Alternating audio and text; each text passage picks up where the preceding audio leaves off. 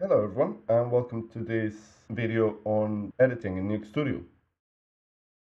So in the previous video I actually imported some folders with some footage. So that's what I have here. I have 4 clips to do my edit. So what I want to do is show you how am I going to edit this sequence very quickly. So the first thing is if you want to look at a clip before you put it on any sequence, you can double click it and it will load it onto the viewer, and straight away you can play it. It will cache, so you can press play, you can press backwards and stop it at any point. Or is this easier to use the hotkeys, which are J, K, L for playback. So if I press L, it plays forward. If I press J, it plays backwards. K will stop my playback. If you press it more than once, it goes to double the speed or 4 times the speed. The same for the backwards. Okay.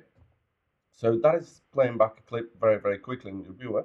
You can also use K to do kind of gestural moves on the viewer to move and do playback. So if you are at the bottom, you can just scroll on that clip. If you are at the top, you can roll. Or if you're in the middle, you can play it and play it faster or slower as you go further on any direction or go backwards. Okay? So that is JKL for playback and K for gestural moves on the viewer. Okay, cool. So now how do we start our sequence? So by default, we have a empty sequence in Nuke Studio. If you want, you can just drag any clip and drop it into timeline, and that will create a new sequence with the same properties of that clip. So if I drop that, I'm going to now have a sequence with all the information of that. And if I actually check on my properties for that sequence, if I open here, I can see it's a 1920 by 1080 timeline at a 25 frame per second. Okay, and I'm starting at 1 hour for my edit. So let's actually close that. I'm not interested in that for now. So now I have my first clip starting there, and probably I wanted to run there. I don't want anything else. So I'm going to start inserting my other clips into my timeline. So I'm going to change my layout. At the moment, I'm on my finishing layout or workspace, and I'm going to swap it into my editorial one. I'm going to go editing. The reason why I do this is because this allows me to have a second viewer to do a source and record editing. So at the bottom, you can see I have my sequence together with the viewer I'm working on. But if I want the next clip, which let's add this one here, now I can load in a second viewer and make sure I know where I'm going to go and find what I'm going to insert into my timeline. So I'm going to go and insert something a little bit later. Let's actually use, again, my K key and roll a little bit. There you are. I'm just going to find that. I can use my arrows on my keyboard to go frame by frame. So I can find that point. There you are. That's when he lands. So I'm going to go a little bit earlier than that, run there. And I'm going to use my INO to put my in and out. So I can set my in here.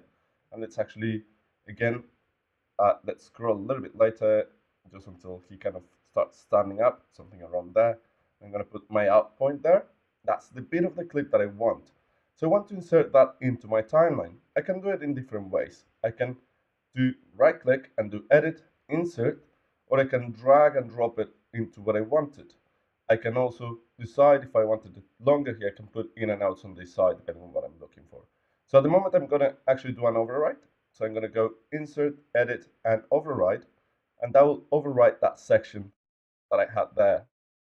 Because this now has gone a little bit longer than I wanted, I'm just going to go and erase that last bit. Let's take that out. And now I have done my override on that section. Now I want to insert after that. Let's actually insert the next bit. So now I have that second clip here. I'm going to go and find what I'm interested on. It's again using my scrolling. Here, there he goes. That's when he starts standing up. So let's do something about that. Let's use my in point, and I'm not sure how long do I want him there for. So let's say something about that, a little bit less when he's turning around. Let's say there, out, so O again, and I'm going to insert it at the end here. So to move between my cuts, I can use Alt and the arrow. So the same as I was doing before, just the arrows to move frame by frame, I can use Alt to move between my cuts. So Alt and the arrows, and now I'm at the end, and I'm gonna insert that clip in here. So I can do edit, and this time I'm gonna go insert, and I have inserted that at the end of my shot, and I can start seeing how that edit starts making a little bit more sense. And the final clip I'm going to insert is this one here. So let's find, I have a nice shot of him standing up and then walking around. So let's just take that kind of final bit when he starts walking. So I'm going to actually just put it in, and I want the whole clip all the way till the end. So I'm going to just insert that here at the end when he starts walking around there. Probably, so I'm going to put my in point there and just insert it. So again, press N, and that'll insert that clip. Actually, what I wanted was to overwrite, so I'm going to press M and overwrite that into my timeline. So there you go. That's my first edit on Nuke Studio. And we have covered how to use our viewer to do playback and with our JKL hotkeys or using gestural moves on it. We have also have a look at the editorial workspace to be able to use it for 3-point editing either by using insert or override. Now in part 2 of this video, I'll be showing you all the editorial tools like slip clip, slide clip, races, and retimes. I'll see you then.